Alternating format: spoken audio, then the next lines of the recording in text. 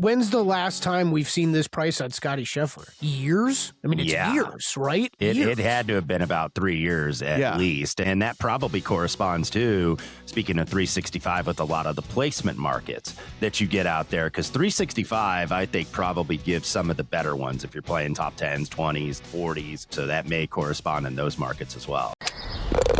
This is Long Shots, VSiN's premier golf betting podcast. Here's Matt Brown, Wes Reynolds, and Kelley Bydlon.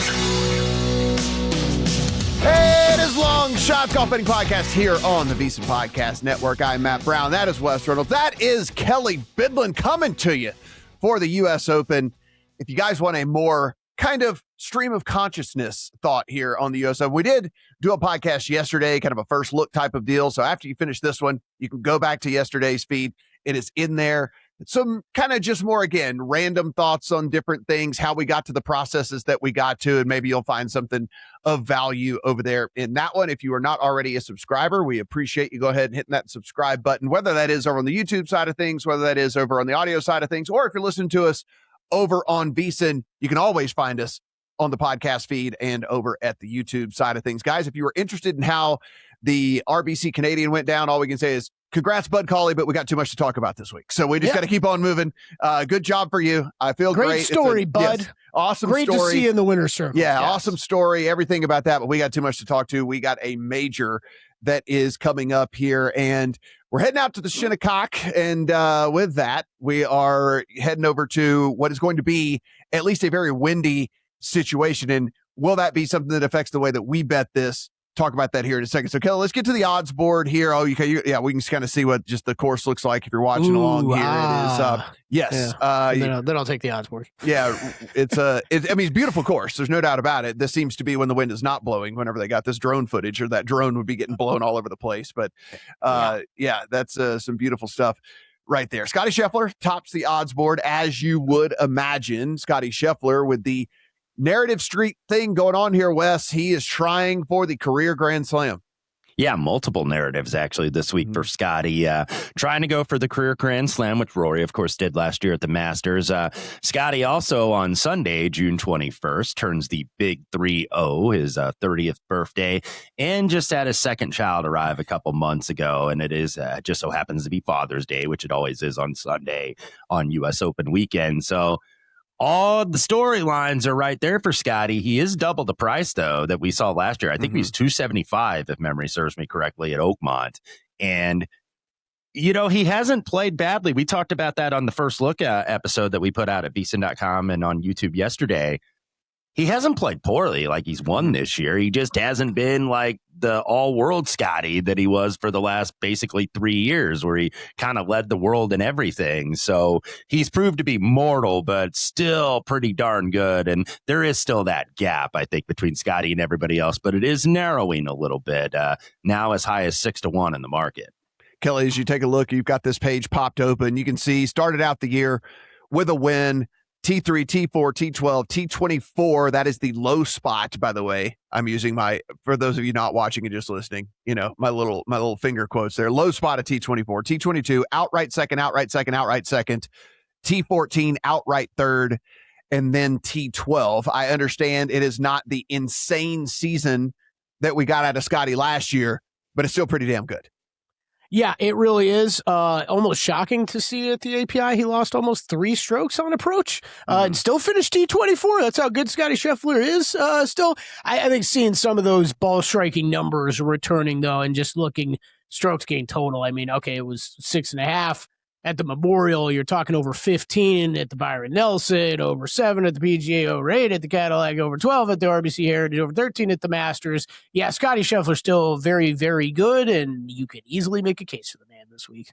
Yeah, he is a guy that, trust me, I thought long and hard about a single bullet. I'll let you know why we didn't get on to that a little bit later here in this. Our friends over at Data Golf put out some interesting stuff about this field, which is just players with a top 3 finish in all 4 majors. I know you guys will be able to guess at least 2 of those right off the bat, in Rory McIlroy and in Scottie Scheffler. But guys that are in this field Also, with top 3 finishes at all 4 majors, Jordan Spieth is one of those. You also have Jason Day. You also have Xander Schauffele, Jon Rahm, and probably wouldn't have thought of it, Ricky Fowler has a top 3 finish in all 4 major championships, going for a top 3 finish in all 4 major championships. Adam Scott, Cam Young, and Collin Morikawa, top 3 finishes in all 3 other majors, but not in the U.S. Open for Scott, Young, and Morikawa. So they will be trying to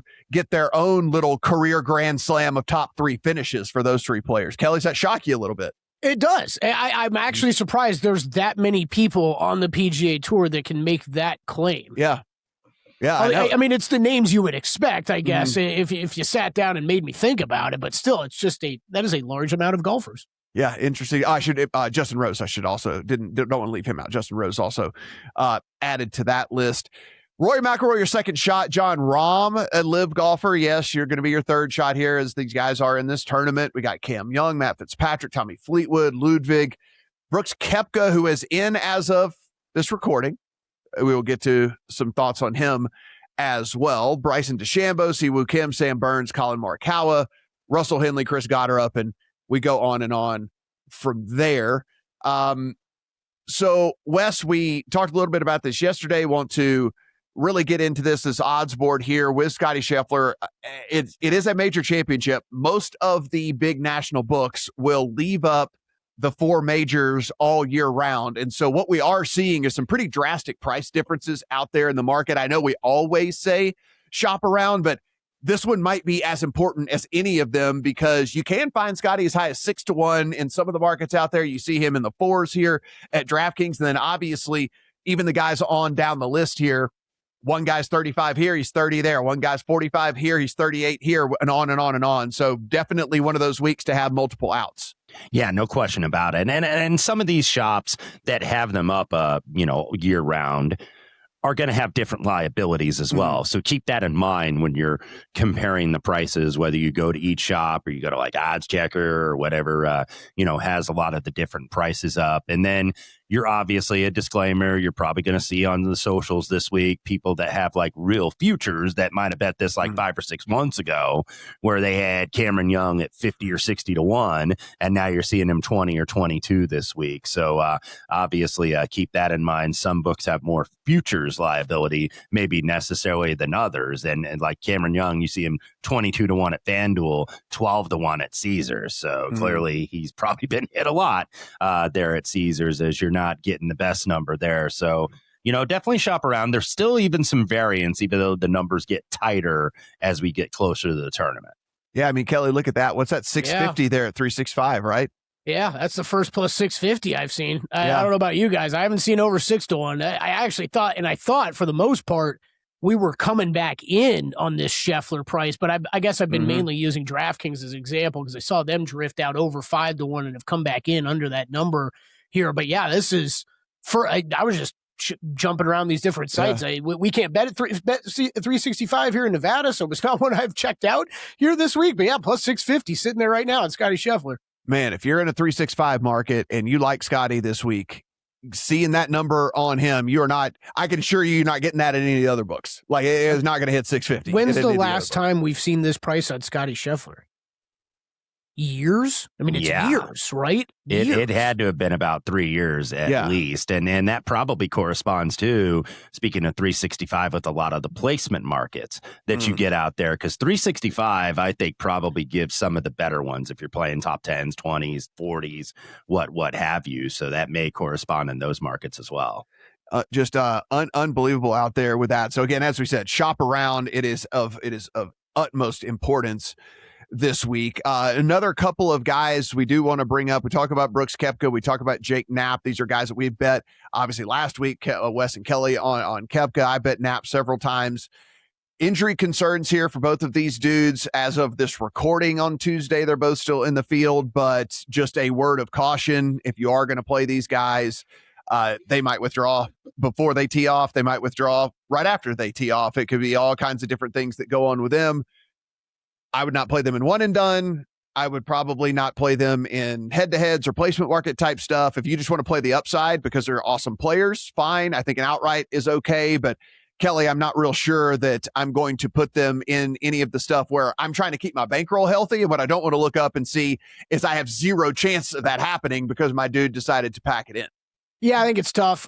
We talked a little bit more about this yesterday. I think just aiming for the high upside stuff. If you are going to bet any of these guys, I'm probably just going outrights or top 5, top 10, something high end, and not sinking a lot of that bankroll like we do, like we like to talk about and do with matchups and top 20s and top 30s and stuff like that. So yeah, you brought it up yesterday, Matt. I think good DFS considerations if you want, but it's. Man, injuries taking over and wondering how an injury is going to do on this tough of a golf course, and then in tough conditions as well. It looks like they're going to have to do on Thursday. I think I'm okay skipping by all of those guys, all three of those guys. Wes and I talked about it on the pod last week. I was very much interested in seeing on how Morikawa and Koepka looked in Canada last week. And obviously Koepka picks up an injury, Morikawa coming back from injury. Actually, I thought Morikawa looked okay, but didn't blow me away enough to want and run and bet him this week. So I think I'll stay away, but he would be the one guy I would look to if I was going to go bet on any. Final thing here on the odds board before we get into the course preview here on the other side. Some very big names at some decently big numbers as well. You can find Viktor Hovland out there at 56-1. You can find Justin Thomas out there at 53-1. You can find Justin Rose out there at 65-1. Minwoo Lee at 75-1. Hideki Matsuyama at 74-1. So big name golfers available at big prices, as well as we have a full 156 golfers in this field. Now, kind of like we say with the Masters, there are some guys that have a near zero chance of winning this. There are a whole bunch of 17, 18, 19-year-olds that are in this, that have qualified. Some guys that are kind of on the latter half of their career that have qualified as well. But it is a very, very, very strong field, and I expect there to be a class player that ends up taking this down. When we come back, we're going to go through Wes's course preview here and start to talk about what we are going to see over at Shinnecock Hills. Welcome back to Long Shots. Matt, Wes, and Kelley just went through the odds board. And as we said, top heavy. This is a huge, huge, huge tournament here for some of these guys that have a lot to prove. I mean, there are some guys that have drifted way out. I mean, we're talking Viktor Hovland, who 2 years ago would have been 20, 25-1 in this, is double that out there right now. Justin Thomas would have been 25-1, 50-1 or plus out there right now. Some dudes that are trying to make their way back to the top of the mountain. We'll see if they can get something done over at Shinnecock. And speaking of that, Wes, we are heading over to a course that we have seen before in the U.S. Open. They didn't do anything structurally to the course, but there's at least some thought here that it's going to play a little bit differently than it did the last time we saw it in 2018. Yeah, the sixth U.S. Open and now the fifth since 1986 that they are having at Shinnecock Hills Golf Club in Southampton, New York, just off the water there in Long Island. Par 70, 74, 40. There's a lot of different ridges that this plays out on. Tee boxes are elevated, and you'll be hitting in approaches in a lot of holes to valleys, and then you hit back upwards into elevated greens. So in terms of a couple changes that you did allude to, Matt, from 2018 when last the U.S. Open was here, which Brooks Koepka won by 1 over Tommy Fleetwood, 48 yards wide on average. So it's a little bit wider in terms of the fairways. The green edges kind of restored to its original identity, but it very much plays like an American links course. It'll be firm and fast. And you noticed it when Kelley kind of showed the drone shots here earlier in the broadcast, that you see a little bit of brown on the course. So it does resemble a little bit of a links course. You don't have water hazards. I think there's one water danger hole on this course. So the wind is basically the defense. So we've mentioned that the tee boxes are wide. They're the tees, I should say the fairways are wide, 48 yards wide. You do have that open rough here, though. The fescue, it's going to be 5 to 8 inches. So you do have a short cut, an intermediate cut, and then a longer cut here. So if you are errant, you're in trouble, and you're going to basically have to play a safety shot and just hope you could save a bogey or even maybe a double bogey So it's not just necessarily like grip it and rip it here. Like you got to hit at the smaller locations to get to the best angle to the greens. 160 bunkers, most of any course on the season, littered throughout the course, not just protecting the greens, but also in the fairways. So I like this, at least on initial first glance at the setup, and we've seen it before, because it doesn't legislate a player out of the game. Like, it keeps everybody in, and you can play this a lot of different ways. You could play it a little bit more conservative. You could try to get the most you can off the tee, or you can hit like 3-woods, or you can hit irons. Like, there's a lot of different approaches, but one thing I'll touch on, the greens, mostly POA, little bit of bent grass, about 7,500 square feet on average. So they're going to look massive when you see that figure, but they're elevated. They have sharp contours, so they play a little bit smaller. So grasses around the greens, by the way, not the typical thick rough. They're more short grasses because some of these errant approach shots, like you see them at US Open, where you got like really thick rough around the greens, and they'll hold those and you got to chunk it out of the thick stuff. This time you got to play like out of short grasses, and you might even have like short pitches instead of like typical chip shots right off the green. They did slow down the greens, by the way, from the last time they played here. You're talking about, Matt, it might play a little differently. Only 11.5 or 12 on the stent meter. Like, these aren't going to be the 13 to 14 that you see at a lot of major championships. So Shinnecock Hills, like I mentioned, 74-40. Front nine actually plays about 200 yards longer, 38-19. Back nine, 36-21. But despite the fact that the front nine is longer, it's probably the easier, that being a relative term, because this course is really, really hard, considering the last 4 U.S. Opens here, you've only had 3 total players finish 72 holes under par. So pars are going to be good scores. It's like, what's the Don Johnson character in Tin Cup say? I'll take them all day, 18 of them. And that's what you're going to take here at Shinnecock Hills. I think the average score, by the way, in 2018 was 74-65. So over 4.5 shots over par. So this is going to be fun. And the wind, if we think it's going to blow like it's going to blow, and we'll get to the weather forecast momentarily, man, this could be a little bit of carnage. If you like that carnage last year at Oakmont, I think you'll like it this week. Yeah, Kelly, I talking to a couple of guys who are pretty high level players who have played the course, were telling me that it is like, if you can get off the tee, and that's if you can get off the tee, if the wind isn't just completely howling, or like, if you can get off the tee, then this place is like the hardest course they've ever played in their life. They're like after you get off the tee, it is the hardest course they've ever played, basically from there on in. As we look at the wind forecast, which doesn't look as severe as it did yesterday, which lets you know how this will change and how this will evolve. We were seeing the gusts up into the like, 30s all of the days, but now we're kind of like seeing more the gusts into the mid 20s all of the days, as opposed to the 30s and stuff. But Kelly, as you mentioned, you and I were talking yesterday afternoon. It's like every time you pull this up, it seems like it's changing. So just know what you're seeing on your screen now, or what you're listening to us say, it might not be the case by the time this goes off. Yeah, great call. We should timestamp these both audio and visually. Tuesday afternoon here in Las Vegas, Nevada, 12:39 p.m. Pacific time. We bring it up all the time. If you're a newer listener, viewer, thanks for tuning in. But we got to make bets. We got to do some content. You guys could wait as long as you want. And I know if I was just sitting at home worrying about my bets this week, this would be waiting right up until I knew a lot more clear what this Thursday win was going to do. I mean, it's very rare that we see on a PGA Tour schedule, and especially in the continental United States, gusts getting up into the mid 40s for a tournament. So it's not like this is something that we regularly handicap, and every time we've checked in on this, it has just moved a little bit earlier each time. So I don't know if that's going to continue, but it's still early here on Tuesday. This could even be a conversation that is a complete non-conversation by the time we get there on Thursday. Yeah. Who knows?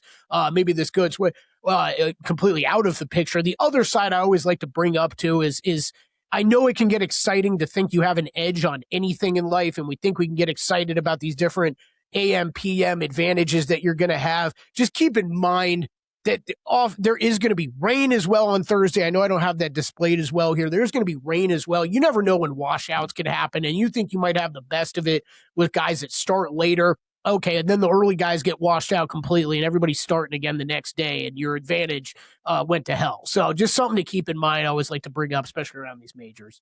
Yeah, it is a long course, but not Tory long, not like, Aaron Hill's long.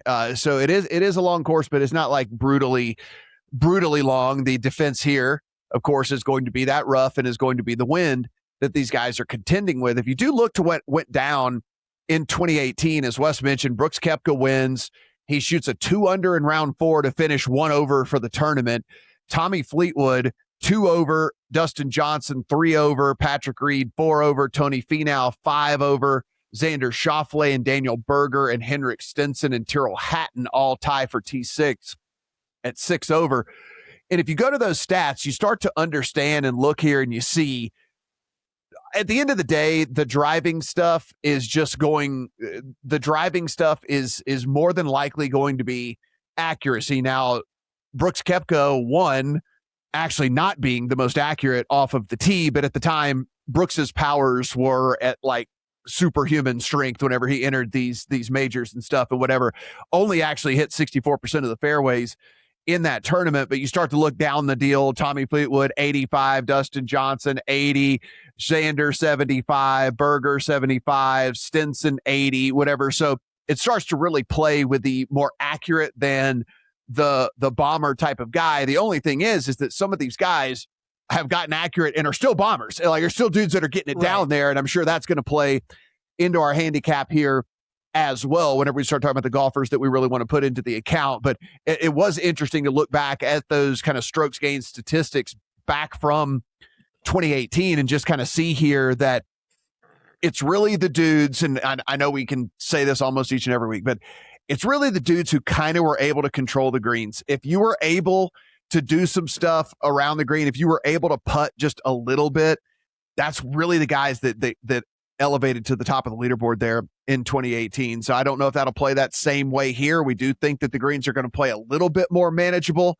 Of course, everyone remembers the famous scene of Phil Mickelson going up and hitting the moving ball because he was so mad at how the greens were playing and how they were not holding the balls and things like that. And, I don't think, Wes, in our final 30 seconds here, I don't think they're going to have it play like that again. Like, they want it to be hard. They don't want it to be impossible.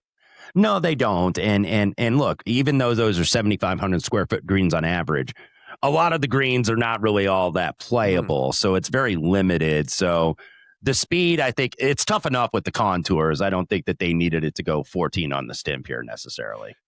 Guys, when we come back, stats that we threw into the model and what those spit out. What bets did we end up putting in our account this week? Of course, we always do the outrights. We will go into placement market stuff. And honestly, pretty interesting to me where I ended up this week. Curious to see if the same with Wes and with Kelley. Don't go anywhere. Long Shots here on VSiN. Welcome back to Long Shots Golf Betting Podcast here on the VSiN Podcast Network. And guys, if you think you know your golf, you can prove that over at Splash Sports. Got a high roller tournament going on over there, $500 buy-in, $100,000 guaranteed, 6 different tiers. You go in and pick a golfer from each tier. You get to throw out your worst score, so only 5 of the 6 count. And if you pick the best team, then you can get first place here in that Splash Sports contest. So promo code VSiN, VSIN, go to splashsports.com/VSiN to take advantage of this high roller contest. Again, if you think you know your golf, go prove it. $500 buy-in, $100,000 guaranteed over there at Splash Sports. So usual disclaimer, I know we have new listeners that are hearing us over on VSiN. Maybe some new people found us over on YouTube and maybe even over on Apple Podcasts. Guys, we are not coders ourselves. We lean on the hard work of others when we talk about modeling. We do, however, put in our own stats that we think that matter. We also weight them how we think appropriately. We put in these certain time frames. How long do we want to go back for this? How short do we want to go back? And then we interpret all that and try to figure out if any of these guys are worth betting. But when we say our models, it's our models, yes, but it's our models that we are using from somebody else. So shout out to all of those guys out there. Again, the guys at BetSperts, the guys at Rick Run Good, Bet the Number, all the different places, Data Golf, all the places that we use to bring the information to you guys each and every week. So Wes, we'll start out with you. And I think we've kind of tipped our hand here between the podcast yesterday and what we've talked about today, but pretty heavy on accuracy, pretty heavy on approach.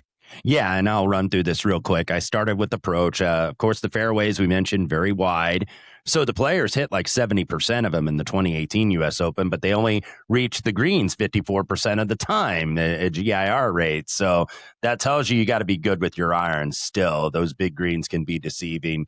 I think what's going to separate everybody here more so, because I mentioned, you could try to bomb it off the tee. You could play it a little bit more conservative and hit like 3-woods or hybrids. Like there's multiple routes to success here in terms of a tee to green game. But I think the green game and the around the green game is what's really going to separate everything. Scrambling around the green, I think, is important. In terms of putting, I didn't use the surface. Like you could go strokes gained POA, but I went more 3-putt avoidance because what you're going to need to have is leave these putts beneath the hole and go uphill. And even if you're successful at doing that, you're going to have to make 6 to 8 footers for par at least a few times around. So 3-putt avoidance and also approach putt performance, which is like your lag putting. And that number will indicate, okay, how long is your second putt away from the hole? And I think that that's going to determine largely who's going to win this championship. From a driving perspective, I just went total driving, which is a cross between driving distance rank and driving accuracy rank, because I think you could be a distance guy and win here, and I think you can be an accuracy guy. But it's more like positional driving is what this is gonna be, I think, this week at Shinnecock.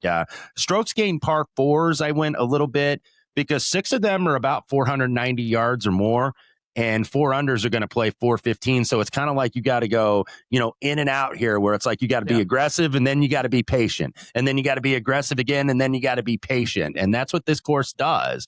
It's going to test you in that regard. And then you could go like strokes gain total hard courses or windy courses. There's obviously limited sample size there, but more cut and dry than I thought it would be for the U.S. Open. I think sometimes in majors we get like knee deep in the weeds, but don't think you necessarily have to do this, considering we have seen this course at least semi-regularly in the U.S. Open rotation.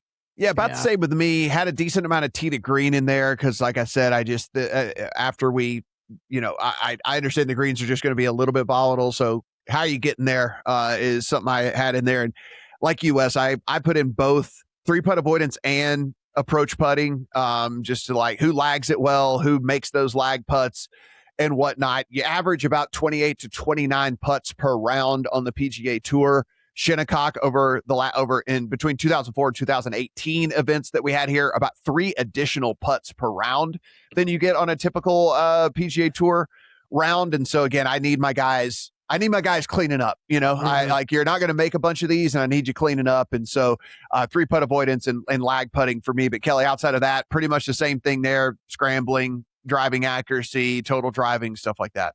Yeah, I think the putting conversation's interesting because I did very similar things to you guys. I think this qualifies as a course for us that we talk about this when it's really easy, when it's really hard. The putting talent kind of gets taken out of your hands a little bit. And I think this is a course that falls under that category, that it's going to be so tough on everybody that I don't really know if the elite putters are going to be able to separate here.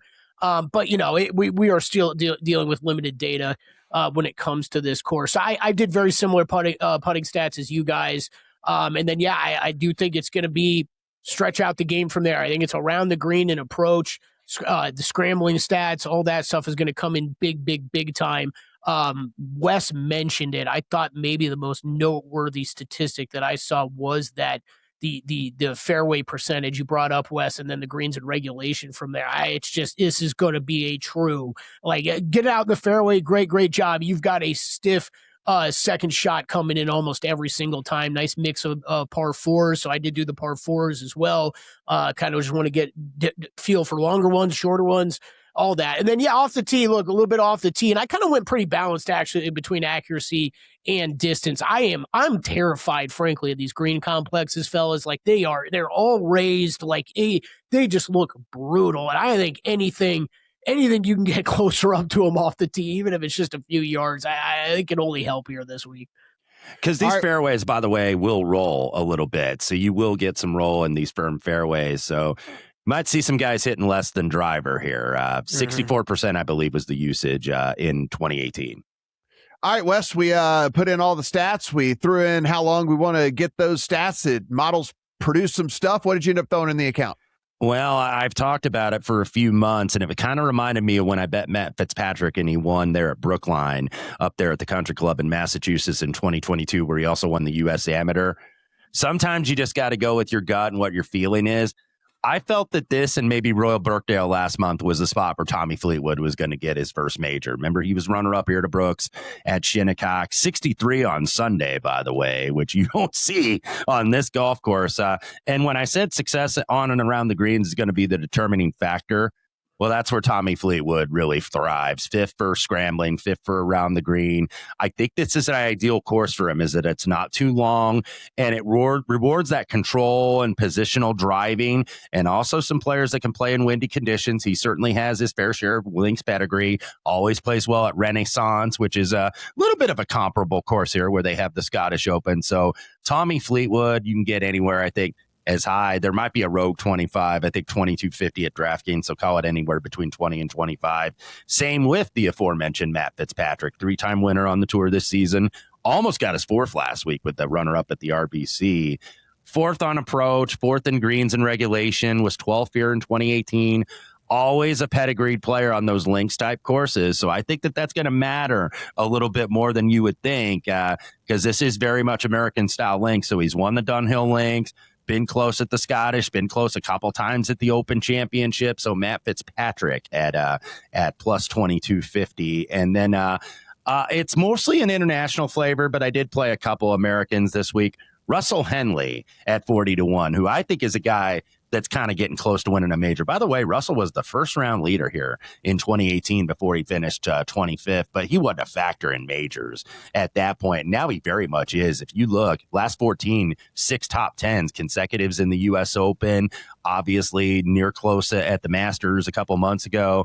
2 starts ago at the Charles Schwab, he gained over 8 strokes on approach, led the field tee to green where he won at the Colonial. 5th in the world. Like, you look at the OWGR and you see Russell Henley 5th in the world. And it's like, okay, what's he done? Well, the one thing he hadn't done is won a major championship for being recognized in terms of corresponding with that ranking. I think that this is a really good chance for him. He's also a very good positional driver. Like, he's always up there if you use good drives gain. He's always up there number 1 or 2. So Russell Henley for me. Tyrrell Hatton, 45-1.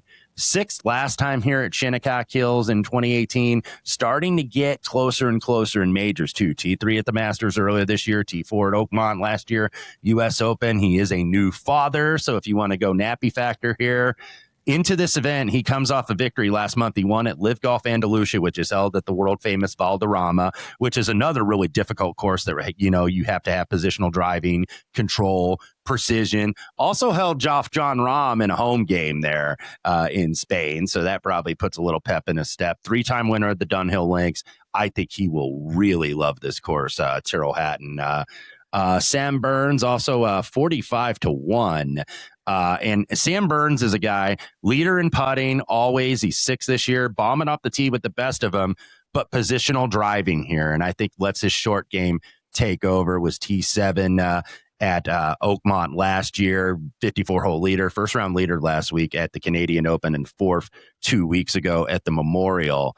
And then let's close out with Patrick Reed at 55-1. Who has not played a lot of golf lately. His last 2 starts are majors, Masters and U.S. Open, Masters and PGA, but top 12 in both of them. Top 12 in approach, top 12 around the green, top 12 for putting. I think that's the recipe here for Patrick Reed, even though he's never been great at the U.S. Open, but his best finish in the U.S. Open, T4 at Shinnecock here in 2018. That's all Wes's picks. When we come back, we'll get to mine and Kelly, talk a couple of other players that didn't make the card and why. It is Long Shots here on VSiN, the Sports Betting Network. Welcome back to Long Shots here on VSiN, the Sports Betting Network. Matt Brown, Kelley Bydlon, Wes Reynolds. We got Wes's picks in, of course, as always, VSiN.com/picks. If you want all of our picks, we are doing this on a Tuesday. Got a long time until tee off. We might add a couple here or there, so be sure and take those in over at VSiN.com/picks. Kelley Bydlon, what's on your plate, my friend?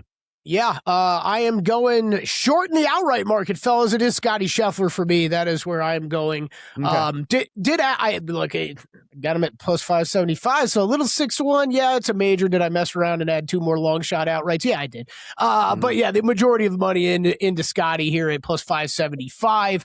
This is, look, I think it's tough to bet. Talked about it a couple segments ago. I think I'm holding back some money. I do want to see Thursday what happens, to see if he can get through there. I don't mind betting. I think this is a decision you have to make. if weather shows up Thursday, are you okay betting a guy like Scheffler at a worse number, seeing he's part of the pack that gets through, which I am. So I'm going to get in a little bit now and probably more in on Scheffler once we get past this first round, if there is weather, if that actually comes to fruition. So in on Scottie, I just can't. The price isn't matching up completely for me where the stats are. I know the finishes, the wins haven't come here this year like we've expected. I would think that's just a matter of time. I don't think there's much more need to say about Scheffler. So went with him, and then two of the other guys that I sunk more money in top 20 markets, but just ended up adding outright as well. JJ Spaun, 60-1. It feels like I'm betting him almost every single week now, which, still waiting on that win to come for me to be on him. I wasn't on him at the Valspar, so we'll see. But he was 6th in my last 16 round model. Just the ball striking numbers are all there. 6th on approach, 11th around the green, so he's got the around the green going as well. 10th in par 4 scoring, the scramblings there. T12 at the Memorial, 6th at the Charles Schwab, a bunch of top 20 finishes since the Masters. I think JJ Spawn's finally rounded into form this season after a slow start. So I played him heavily in the top 20 market, did add a little bit at a 60-1 outright price on him. And then the only other guy I do have in the outright market, bigger bet at top 20, I'm going to keep going back to him. Alex Smalley, it's over 3-1 on a top 20 play. That's where the main bet is. I did add a little bit of 100-1 because I ain't missing out on that if it does get home. But look, we're talking one bad start. It's one bad start. He missed the cut at Memorial. Otherwise, it is top 20, top 20, top 20, top 20, top 20. That is 5 top 20s in a row all the way back to Houston where he finished T21. What a loser. Where he goes finishes there. So I'm back in on Smalley. Again, bigger bet top 20, but did add a little bit in the outright market. Okay, top 10s. I did not go outright here, but I did go top 10. I believe I did this last time he teed it up as well.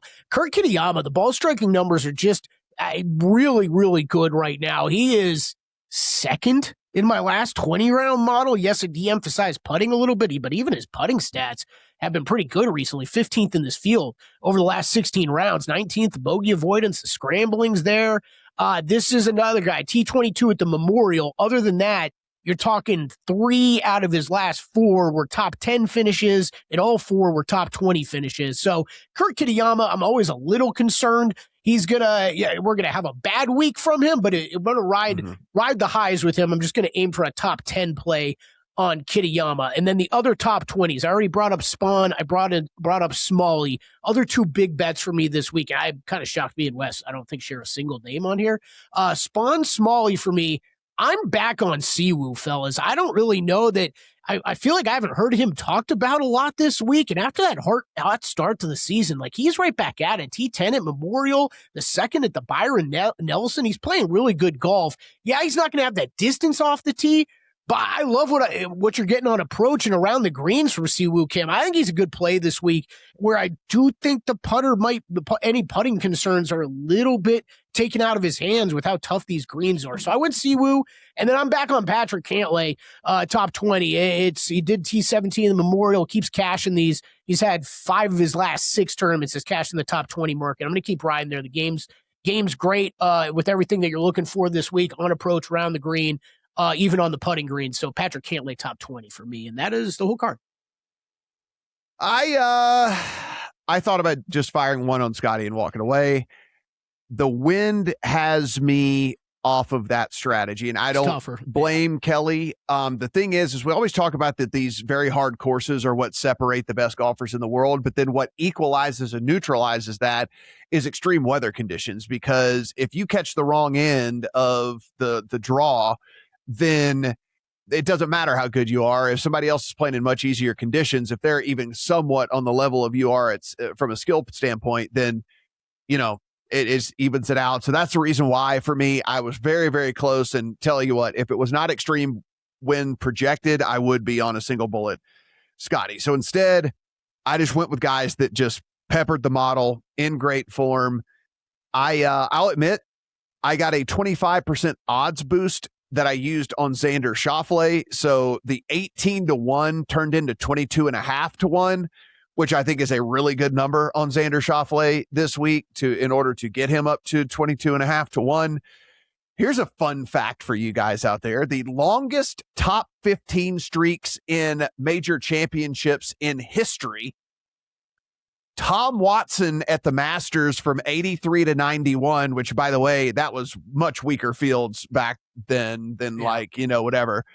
Phil Mickelson at the Masters and Xander Schauffele at U.S. Opens. Xander Schauffele has owned U.S. Opens, and this is one of those things where you just look at and the guy is just absolutely owning these tournaments. He has never finished outside the top 20, by the way, and I'll let you get back to it, Matt, but couple spots that got some even money out there on Xander Schauffele, by the way, for a top 20. I think if you have Bet Rivers in your market, and then there's some like minus 105s as well. So I think that's a lock bet to make, and that is one I will make, Xander top 20. Yeah, 2017 until last year, just, this guy is just absolutely locking it in here. So 9 years in a row for Xander Schauffele inside the top 15 at the U.S. Open. So guy has just been a machine at these deals. And if you start to look at his profile, he's getting back there, and it's not quite all the way there. And mainly because if you look at the around the green stuff and everything, that's where he's lacking a little bit. If it wasn't for that, he'd easily be a top 5 guy in the model for me, but we are valuing around the green so much this week.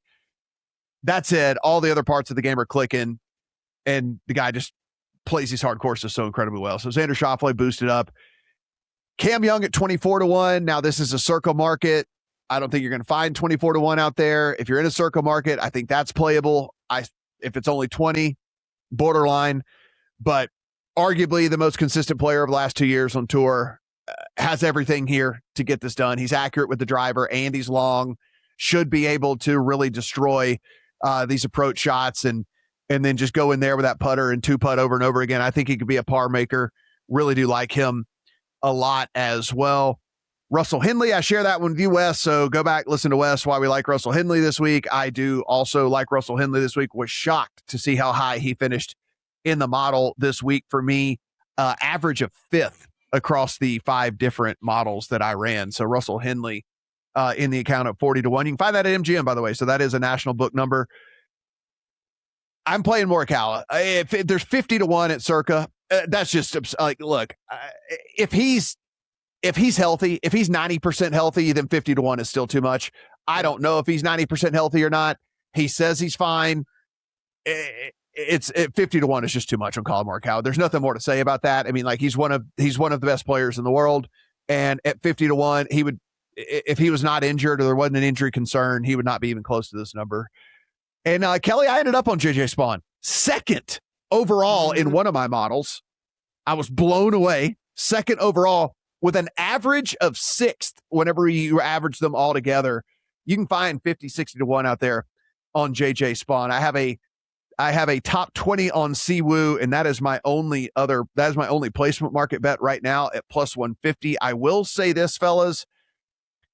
I will wait right up until we get to teeing off. If Jake Knapp is still going to stay in the field at the numbers attached to him, then I'm going to play him, like, because the numbers have just ballooned to craziness, and like he's way too good of a player. He hadn't played since mid-April. I mean, he's had a long time to rest this thumb thing.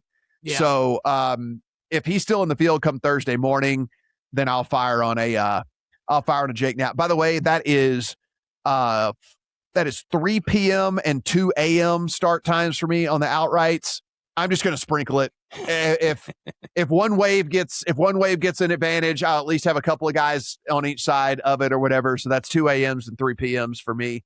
One quirky trend, by the way, that gives some credence to your JJ Spaun. Last 3 winners of the U.S. Open here at Shinnecock and their official world golf ranking, Corey Pavin, Retief Goose, and Brooks Koepka were all number 9 in the world. Who's number 9 in the world right now? Hey, that is JJ Spaun. There we go. Oh, man, I'm just going to cash my ticket now.